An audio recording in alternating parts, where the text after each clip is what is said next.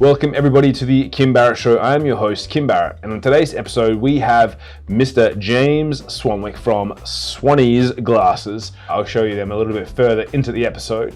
Now, James is someone who is a specialist at optimizing sleep. That was really the first focus that he used, then looked at using it for peak performance, for entrepreneurs, business owners all over the world. So if you're ever someone who's wanted to optimize their sleep, wanted to improve their sleep, wanted to make sure that they get better results on a day-to-day basis, this is an episode for you. We also dive into a little bit about how he's been helping people stop drinking and also how he's become a master networker, networking with just a couple of, run-of-the-mill people like, Brad and Angelina, with George Clooney, with Arnold Schwarzenegger, just your everyday folk, so we dive into that as well. So if that's ever been a point of curiosity for you, you will not want to miss this. So let's jump into the show.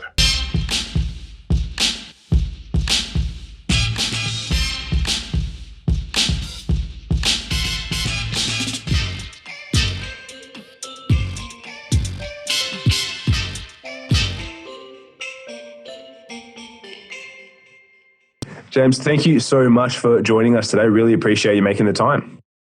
Oh, you're so welcome. Thank you for having me. Absolute pleasure. Now, I always like to start off every podcast asking the same question, which is, if you and I met and we were out at a party and we were networking and hanging out, and I said to you, James, what is it that you actually do? What's your go-to answer? I help people feel better by reducing and quitting alcohol and sleeping better. I love that. And sleeping better, I think, is one of the most important ones.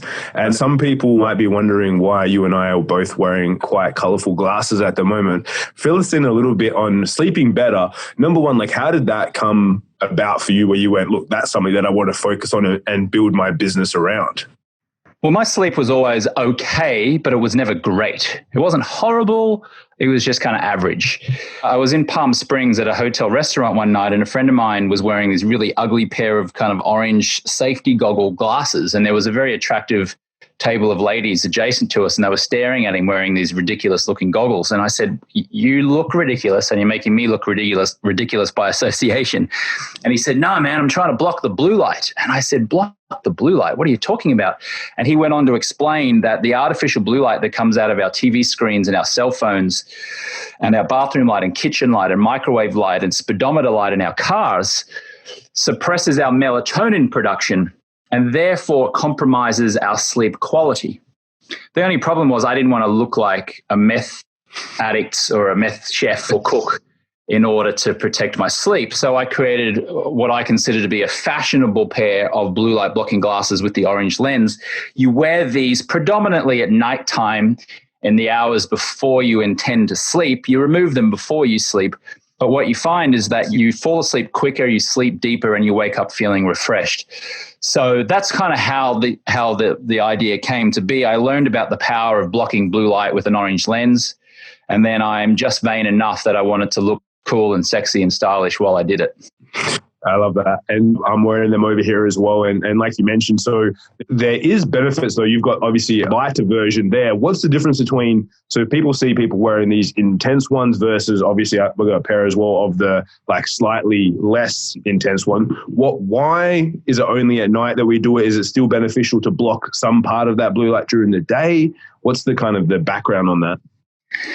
So at nighttime, you want to wear the orange lensed blue light blocking glasses. Okay, so I'll put these on nighttime. Okay, and then daytime, more of a clearer lens. Now, the reason for that is this: the more orange the lens, the more blue light you block.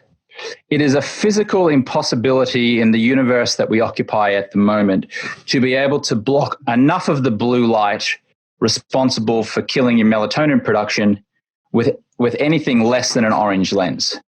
So if you wear these clear lens blue light blocking glasses at nighttime with the intention of being able to sleep better that night, almost useless, despite what all of the blue light blocking companies other than ours and a few others will tell you. They will tell you wearing a clear lens blue light blocking glasses helps you sleep better. It is just physically impossible in the universe that we occupy currently. Why do you wear these during the daytime, the clear lens? Because it filters out the blue light. And in daytime, you actually want energy, you want clarity, you want focus, right? So what these do is it filters the blue light that's coming at you from the screen, which gives you more clarity, more focus, more strategy, more energy to be able to do your work. And it doesn't fatigue you. It doesn't drain you. Now, people say, well, why are you wearing the orange lens glasses during the daytime? Well, because you can, quite frankly. It doesn't hurt you to wear the orange lens during the daytime because you're blocking that artificial light. It's not necessary, right? If your intention is energy and clarity and focus, you can just wear the clear lens. But for nighttime, for sleep, it must be an orange lens. It has to be an orange lens. If I catch you wearing a clear lens pair of glasses at nighttime going, oh, I'm going to sleep great tonight, I won't laugh at you, but I'll kind of, inside of my brain, just shake my head and just go, oh, I told you, come on. And what when you say nighttime, is that like literally as soon as the sun goes down wherever you are? Is that a certain amount of hours before you go to sleep? Like what's the period that you would recommend people kicking those on from? The gold standard is not the standard that I live by. The gold standard is as soon as the sun goes down, put on a pair of blue light blocking glasses and keep them on. However, we live in 2020, and I know that people, if the sun goes down at 6:30, the chances of you putting on the glasses and keeping them on until you go to sleep at night at 10:30, say 4 hours, is pretty minimal. You're going to take them off. You're going to go out. You're going to do stuff. So I'm realistic. I'll tell you what I do. I put my glasses on in the last hour before I know I want to sleep, and I keep them on. On those rare occasions that I crawl into bed and I do scroll through my phone, even though I know I shouldn't, if I do, I still do it wearing a pair of the blue light blocking glasses. And the only times I take these glasses off is when I've switched the light off or switched my phone off. So best practice, as soon as the sun goes down, put the glasses on and keep them on until you turn off the last light. Realistic practice, put them on like within the last hour, 45 minutes before you know you're going to want to go to sleep. Love that. Perfect. And so what made you want to be able to sleep better and help other people sleep better? Like, why was it so important for you that you literally built a whole business around it? Well, I'm into health and wellness. I'm into like peak performance. I'm into healthy habits. And, I started wearing blue light blocking glasses and my sleep improved dramatically. I'd also stopped drinking some years before that. I've now helped more than 20,000 people quit drinking. I wrote a book 2015 called the 30-Day No Alcohol Challenge. I've got a program called Project 90. So I was already living that growth-minded, health-conscious, holistic health and well-being kind of life. And I'm like, why make it difficult? I'll just make money and generate an income for myself by just sharing what I know with other people. I don't like to cause friction in my life. So I'm like, I'm into health, I'm into wellness, I'm going to create a health and wellness business. I wear blue light blocking glasses, I'm going to create a stylish pair of blue light blocking glasses. I don't drink, I'm going to teach people how not to drink. I'm like, I don't need to go and learn a degree and learn something that, I don't really have much interest in. I'm just going to be into the stuff I'm into and I'm just going to share it. So I have a podcast, The James Swanwick Show, a podcast, Alcohol-Free Lifestyle podcast. I just tend to build businesses around stuff that I'm already doing. And I'm borrowing this acronym ELF, E-L-F. You want everything to be ELF in life. And ELF stands for easy, lucrative, and fun. And I borrowed that from an online marketer named Joe Polish. Going to say, I swear that's a Joeism for sure. Yeah, it's a Joe Polish-ism or a Joeism. Is it easy? Is it lucrative? Is it fun? And so far, easy is a subjective word. So it's a lot easier than if I was working a 9-to-5 job, I'll say that. So it's easy for me to coach this stuff. It's not so easy to build a whole business around it, but I think it can be. It's lucrative and it's fun. I love that. That's amazing. It's a great acronym. And I do want to jump into that a little bit about, for example, Joe, because some of the names associated with the stuff that you've been doing, you've had some high profile people that have jumped on board and wearing your glasses and obviously helping in some of the promotion and whatnot as well. How did you go about that? Because obviously you mentioned like helping people quit alcohol, helping people with better sleep, but you've also got like another superpower being your ability to kind of network and connect with people. Tell us a bit more about that as well, because I'm always super curious when that comes up. Yeah, I was fortunate enough. Forbes magazine named me one of the top 25 networkers to watch in 2015, which was a surprising and accolade. I think it comes from the fact that when I was 17, 18, 19, I got a job as a cadet reporter on a newspaper back in Brisbane, Australia. And if you've ever worked in a daily newspaper, you'll know that you have like a 6 p.m. deadline to persuade people to talk to you, to write the story, and then submit it into your sub-editors and then the editor. So it has time to be printed at the presses and be delivered to people's doorsteps the following morning. So every single day I had this daily pressure or daily need to get people to talk to me, to answer my call, to call me back, to get a quote, to then put it into a story and get it out into the world. So I had these daily deadlines entrenched into me for many years as a young reporter. And I think later on in life, those skills helped me to be able to make people feel comfortable in my presence, to relate, to connect, to understand, to create rapport very, very quickly. One of the things I also came to appreciate and realize is that 97% of all persuasion is body language and tonality. It's only 7% what you say and 93% how you say it. And so even now as we're talking, you can see I'm going up and down and I'm pausing, and I'm going a little bit softer, I'm going a little bit louder, and I'm kind of like dictating how interesting this may be based on my tonalities. Now I'm using my hands, if you're watching this, display emotion to signify to you at an unconscious level that this is important. See how I'm doing that? Like, this is important.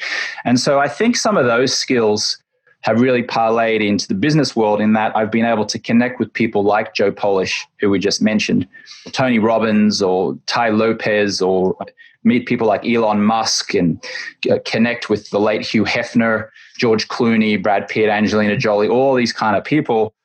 It's not that I'm such wonderful company or such a wonderful guy or particularly impressive any more than the next person. It's just that when I meet those people, I'm able to create instant rapport and connection, which builds trust, which builds intimacy, which ultimately can lead to business opportunities, such as what you mentioned, relatively famous people wearing my product or taking my programs and then sharing it with their audiences.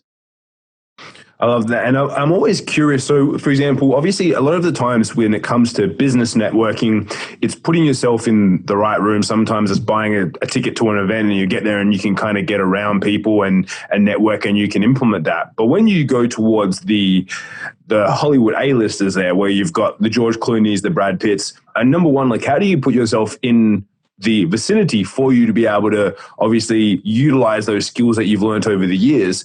How did you get into the position to be able to meet with them and then do what you do best? Well, initially, when I first moved to Los Angeles, California in 2003, I didn't know anyone. I was living in a hostel, the Hermosa Beach hostel, actually, about 20 minutes south of Los Angeles Airport. I was living in a bunk bed for about 3 months. And I just said to myself, what do I know how to do that I could possibly do in America? And I'd been a newspaper reporter and a journalist. And so I thought, well, I guess I could be an entertainment reporter and interview movie stars. And so there was a phone, like one of those phones where you stuck in like a quarter into the machine in the foyer of this hostel. And I just got like $10 worth of quarters. And I just started cold calling movie studios like Sony Pictures and Warner Brothers and Fox and DreamWorks, Miramax at the time. And I just said, I'm a journalist. I want to interview movie stars. How do I do it? And one person took my call, or at least gave me time on the call, a woman by the name of Anna Whelan, who worked for Sony Pictures at the time. And she said, yeah, come on in and I'll explain it. And I went, okay. So I rocked up to the Sony movie studio and she sat me down and she very kindly just explained how I can get access to movie stars and why she would give me access. And 2 weeks later, she invited me to interview Jack Nicholson, the 2-time Oscar-winning actor for the movie Anger Management. He's co-starred with Adam Sandler in that movie. And then 2 weeks later, I was at the Armitage Hotel in Beverly Hills on Burton Way in the penthouse suite interviewing Jack Nicholson. And then that interview was published in a magazine in the UK named Loaded Magazine. And then I had them FedEx the magazine over to where I was in Los Angeles. I took it up to a FedEx Kinko's place. I photocopied it, the article 20 times that had, by James Swanwick, interview with Jack Nicholson. And then I got the addresses of all of the movie studios that hadn't taken my call, like Warner Brothers and Fox and Universal and Paramount. And I sent it to them and I said, here's me interviewing Jack Nicholson. May I interview your stars? And then they took me seriously. And then next thing I knew, I was being invited to interview Arnold Schwarzenegger for what was his then final movie before he became governor of California, which was Terminator Salvation. And then I interviewed Matt Damon for Stuck on You and George Clooney for Syriana and Angelina Jolie for Taking Lives and Ethan Hawke for the same movie. So it kind of started that way. And then once I was kind of in the industry there and living in Hollywood, I would then later on, not as a journalist being invited, but I was just being invited by people that I met, publicists, friends who had spare tickets. A friend of mine who got a ticket to the Playboy Mansion said, you want to come along? I said, yes. Went to the Playboy Mansion where I met Pamela Anderson and Owen Wilson and Hugh Hefner.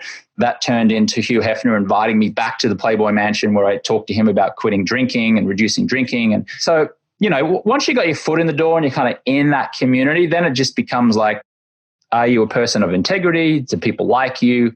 Do they trust you? And then, proximity is power. You hang out with a group of people that interest you, opportunities start to arise. That's amazing. And I think that if you dial back to the very start of that, it's like, well, you have to take action upon things. It's like you didn't know if people were going to say yes or no. And most likely you probably would assume that most people are going to say no, but you said, I'm going to do it anyway. Whereas I think a lot of people, when they want to reach out and make connections, and obviously, especially at the moment, a lot of it is digitally, just because most countries, and especially across the US and Australia and everything like that, are obviously locked down at the moment. So, you've got to be able to make that leap. But I find that a lot of people hold themselves back because they're unsure of what the outcome will be. Whereas it sounds like for you, it's just like, well, I'm just going to, I know what I can do. I can interview people, so let me go and ask. Was there ever any hesitation or doubt in that when it made you want to maybe question going out and just putting yourself out there? Or were you pretty much committed? I'm just going to go for it. I mean, I still question myself all the time. I still am not anywhere near my potential. So it's normal to feel that fear. I guess in that circumstance, I just felt the fear and said, F it, and doing it anyway. And I just did it. And I think at the time, because I was just arrived in America and I was living in a hostel, I was like, what have I got to lose here? There's nothing to lose. It's like, except a little bit of time and effort. But I'm willing to use up some time and effort for the potential reward. It's funny, as I get older now, because I'm in my mid-40s, I'm like, I find myself still second-guessing myself. It's not like I'm totally fearless and I went, all right, let's do it. And it's probably taken me two years to psych myself up just to write a proposal, to even send it out to a literary agent, just to ask them to even represent me in going to pitch it to a book publisher.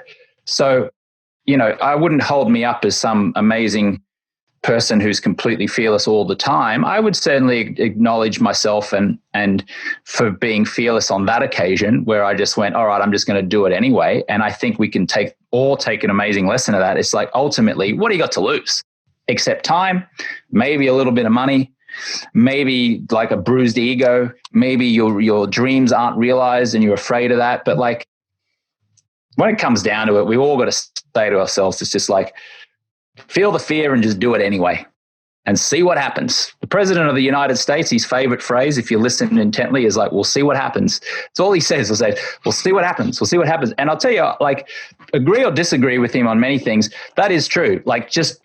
You got to show up and then see what happens, right? You just put yourself in that room, make that phone call, start that business, try it out, ask the girl out, ask the guy out, see what happens.